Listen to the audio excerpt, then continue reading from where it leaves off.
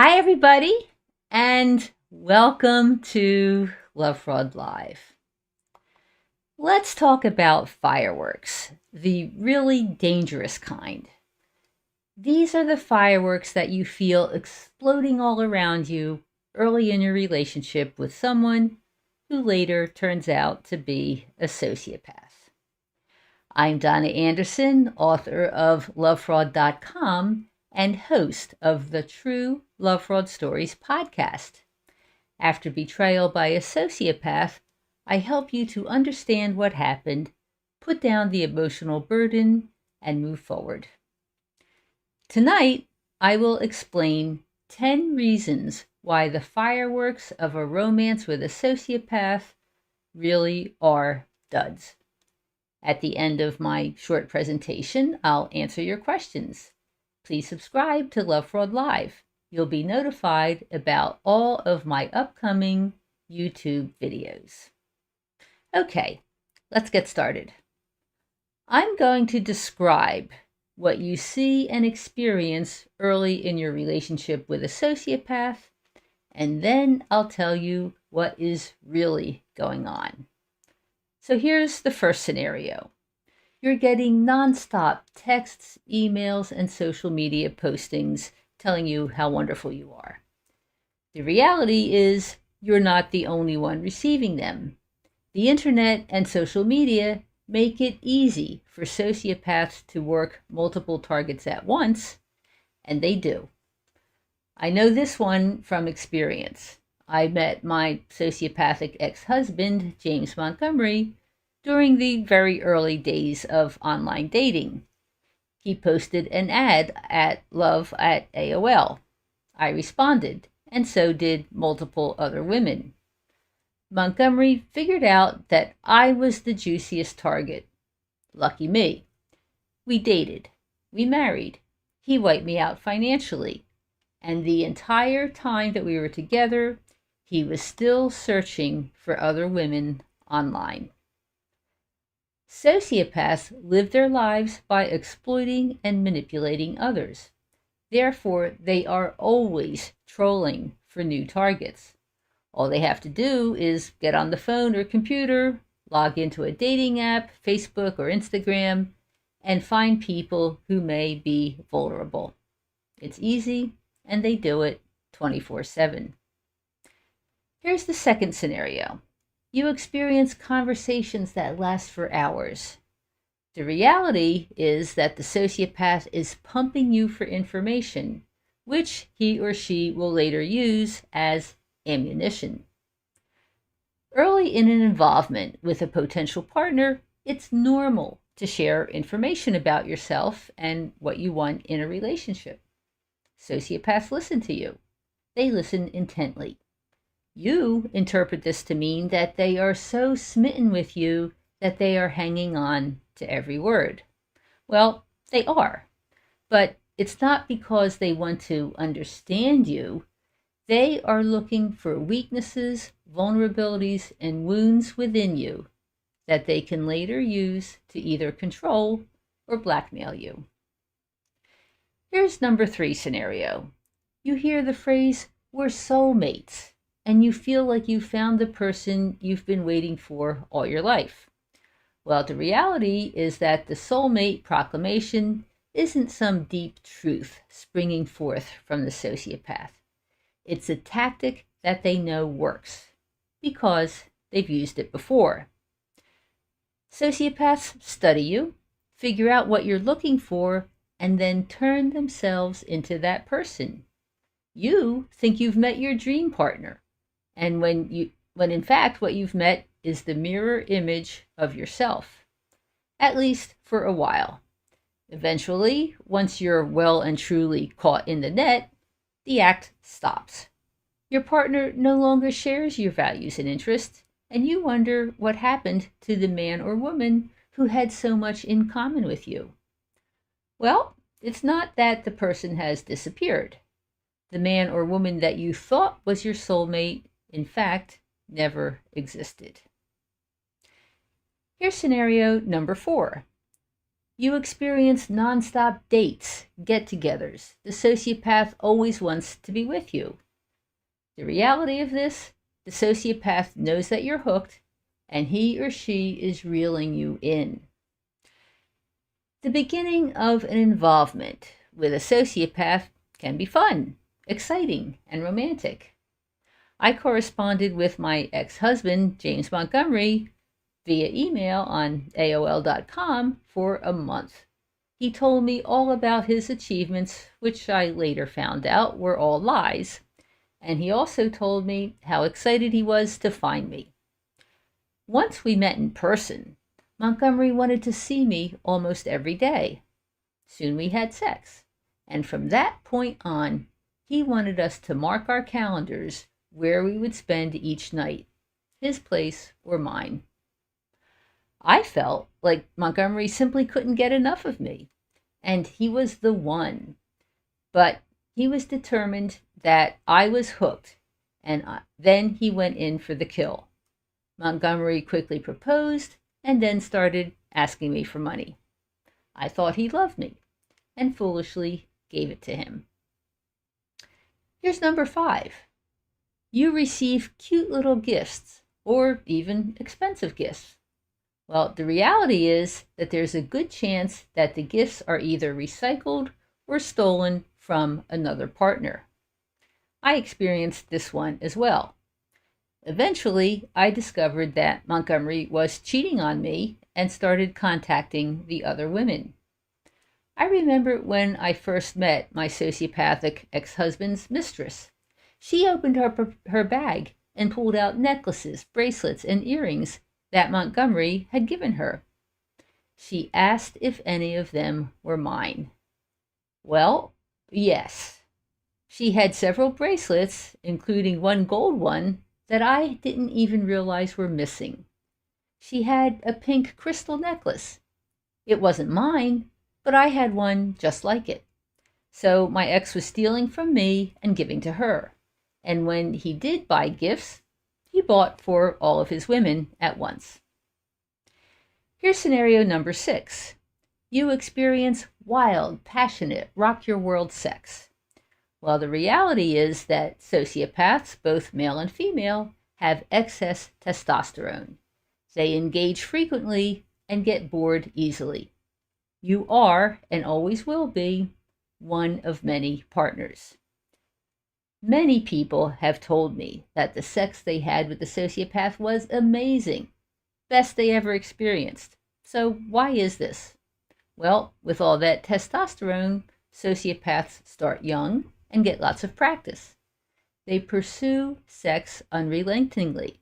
They have plenty of stamina and no shame. So understand this. What sociopaths want most in their sex lives is variety. They are always looking for the next thrill and will try anything. This means that you're exciting in the beginning, but you will never be enough. Sooner or later, they'll get bored of you and move on. Here's scenario number 7. You hear the words, "I love you," and your heart soars. Well, the reality is that this is a lie, because sociopaths cannot love. But they do know that if they say the words, "I love you," they get what they want. Sociopaths do not have the ability to authentically love. They can find you attractive. They can want sex from you. But a crucial component of love is caregiving. If you truly love someone, you want to take care of them. You want what is best for them. Sociopaths do not do caregiving. They care only about themselves. Therefore, they cannot authentically love. When they say, "I love you," it really means, "I want to use you." Here's number 8. You see moist eyes or even tears rolling down the cheek. Well, the reality is, crying by a sociopath is not a sign of pain or sadness. It's an act designed to make you feel sorry for them and give them what they want. James Montgomery promised me that his business plans would make us rich, but nothing was working. With my money rapidly disappearing, I was upset. After one heated argument, he stood close to me and forlornly asked, "Do you want me to leave?" Tears rolled down his cheek. I should have said yes, but unfortunately I said, "No, we'll keep going." Montgomery got what he wanted, my continued financial support. I kept paying for his grandiose dreams until all my money was gone. By the way, the tears were fake. He was already scamming other women at the same time. Here's number 9. You get multiple phone calls a day just to say hello. Well, the reality is that the sociopath is checking up on you and slowly establishing control over you. At first, it seems endearing. Your partner just wants to hear your voice and know how your day is going. Eventually, when he or she calls or texts, if you don't answer right away, your phone gets blown up. This becomes annoying and then stifling. Checking in on you morphs into controlling you. The sociopath wants you to pick up immediately when he or she calls. This person demands to know where you are at all times. And if you don't comply, it's going to be trouble for you. You may get screamed at, or you may get the silent treatment, which many people believe is even worse. Finally, here's number 10. You hear promises of happily ever after. Well, the reality is that sociopaths set their hooks deep within you by promising to make your dreams come true. In the end, it's entrapment. Montgomery told me that we'd make a great team. With his entrepreneurial skill and my contacts, we'd soon be living in the lap of luxury. We'd have a family. He said he never wanted a family before, but with me, well, he changed his mind. So, what happened? All his grandiose business plans failed. He wiped me out financially.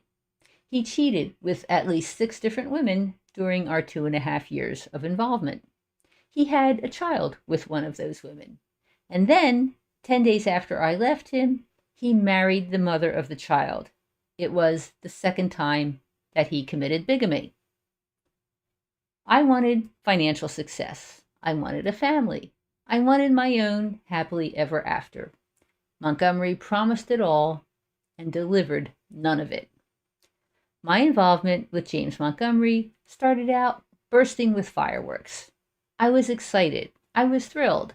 But in the end, the fireworks were all duds. So, that's the presentation for tonight. If you've been lied to and exploited by a sociopath, reach out to me. I help you to understand what happened, put down the emotional burden, and move forward. For more information, please visit lovefraud.com/talk to Donna. So be sure to check out my podcast, True Lovefraud Stories. That's where survivors tell their own outrageous stories of betrayal. And then after each story, I also interview experts who address some of the issues that came up in the stories. So you can listen to True Lovefraud Stories wherever you get your podcasts, here on YouTube or YouTube Music, or also at lovefraud.com/podcasts. Also, as I said before, please subscribe to this channel. When you subscribe, you'll automatically be notified about all the new videos. Plus, this helps to boost the distribution of Love Fraud Live, so you'll help to spread the word about dangerous sociopaths who live among us. If you want more information, you can also subscribe to the Love Fraud newsletter. You'll find many helpful links in the window below this video. So now I'll answer your questions. Oh, guess people are still catching up. So, what's the common denominator of all these fireworks that became duds? Well, the common denominator is that the sociopath was lying. They lie about all of it. In fact, lying is considered to be the cardinal trait of a sociopath, what really exemplifies what sociopaths are all about. So they lie. They lie a lot. They lie all the time. Why is it so upsetting? Well, it's because they are so good at it. The lies are so convincing that everybody believes what they're saying. They're really good at it. They do one of the things. One of the reasons why their lies are so convincing is that they mix truth with it. There always seems to be some truth in with the lies, and what happens then is that because you know that some of what they're saying is true, you tend to think that all of what they're saying is true.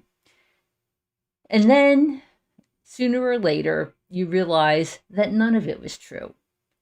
And this really throws you for a loop, because what it means is that you feel like you can't trust your own perceptions. This person was lying to you, gaslighting you, which is essentially lying, and you didn't see it. You didn't see what was going on, and you believed everything that was said. Therefore, you start to come to the conclusion that you're crazy. I mean, if this was going on in front of you and you didn't see it, you're crazy. At least that's what you start to think. And this is why many people, once you realize that you've been involved with a sociopath and this person has been lying to you vociferously, this is why many people then become obsessive about trying to figure out what the truth was. I mean, they play detective. Maybe you've done this. You follow the person. You call everything. You study the social media. You try and track down. You may look at these emails and then say, "Oh, is this what this person meant? Is that what they meant?" And you can become obsessed with figuring out what the truth was. This is very common, and it actually is also like one of the steps of recovery. In fact, I have a book written by Karen Huffer, which is called The Legal Abuse Syndrome, and she talks specifically about sociopaths manipulating the legal system and how damaging it can be. But essentially, the book also is a guidebook of how to recover. And she lists the steps, 8 steps towards recovery, and one of them is obsession. And the reason people engage in obsession is because they're trying to get their equilibrium back. They're trying to get to the point where they feel like they can trust their perceptions again and that they can evaluate what's real and what's not real. So obsession isn't necessarily a bad thing. It's kind of a process, as long as it doesn't get out of hand. I mean, if it gets to the point where it's dominating your life, well, then yes, you need to pull back. In fact, sometimes when people are trying to figure out, how to deal with obsession, one of the suggestions is to put time limits on it. You'll allow yourself to, focus on it for an hour, or try and dig stuff up for an hour. Then you make yourself stop, or something along those lines. So, I mean, eventually you do want to back off. You don't want this to control your life. But, especially right in the very beginning, when you finally realize that everything this person has said to you is a lie, it's kind of common. Another thing that happens in these situations is that the target, the subject, you and me, become trauma bonded. You can become trauma bonded to the sociopath. And trauma bonds are caused by 2 things. First of all, a power differential between the 2 partners. And what that means is that the relationship is more important to one person than the other person. And typically, the relationship is less important to the sociopath, and they're usually more willing to walk away, which they often do. And so consequently, the person who's willing to walk away has the more power in the relationship. So that's one aspect of how a trauma bond gets formed. The other aspect is intermittent reinforcement. If you remember that from Psychology 101, essentially what that means is that sometimes you get reinforced, you get rewarded for a certain behavior, and then another time you can do the exact same behavior and you get punished for it. And so you never know if you're going to get a reward or a punishment, reward or punishment. And then it goes in a circle. Sometimes you're rewarded and sometimes you're punished. So these two things in combination can cause a trauma bond. The power differential in the relationship and the intermittent reinforcement. So speaking of the True Lovefraud Stories podcast, I just the most recent 2 episodes are specifically about trauma bonds. The story was called, clearly enough, the trauma bond was so real and so strong. And in this particular episode, a woman who I called Sarah, that's not her real name, but anyway, she met this guy who I called Tim. And Sarah had a history of childhood abuse and then went from one bad romantic relationship to the next, which is very common. That's a common pattern. And eventually she came across Tim, and she figured out, she thought when she met him, because he was totally different. So she thought that she had finally broken her unhealthy pattern, but he turned out to be the worst of all of them. So that's what that story's all about. And Sarah is really eloquent in describing what a trauma bond is and how it affected her. So it's really, really helpful. And I suggest that, if you haven't listened to that episode, please do. So anyhow, then the following episode is where I had an expert to come and discuss what happened. And so I had psychologist Carla Shohet from the UK explain trauma bonds that come from narcissistic abuse. In fact, that's the name of the episode. Psychologist Carla Shohet explains the trauma bond of narcissistic abuse. So anyway, she makes the point that the trauma bonds are not just psychological, they are also physiological. It means that your body becomes part of the trauma bond. And there is an addictive element to it, and your body has the craving. So the trauma gets trapped in the body, and to release it, it requires body work. That's what they call somatic. That means anything doing with the body. So there's different things, different strategies that she uses to help clients get rid of the trauma bonds or address the trauma bonds. So what she says is that, when she first started her practice as a psychologist, she did just talk therapy. And now she also does body work all the time because, quite frankly, talk therapy isn't enough to deal with a trauma bond. So anyway, not seeing any questions at the moment.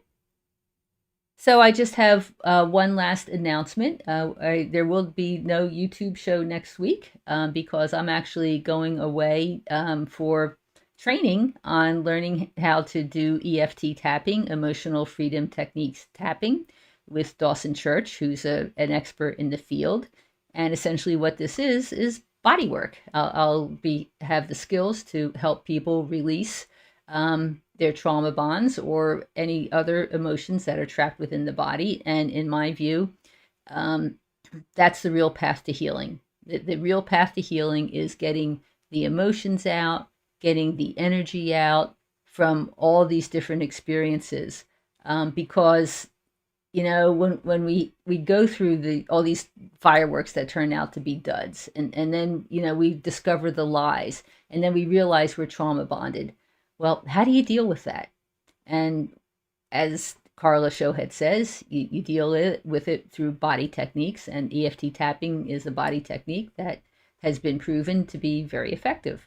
So I'll be learning that and be able to offer it to all of you, and it'll be terrific. I can't wait. It's going to be great. So no questions? All right. Well, thank you everybody for stopping by. And I will see you in 2 weeks for the next episode of Love Fraud Live. Thanks a lot. Good night.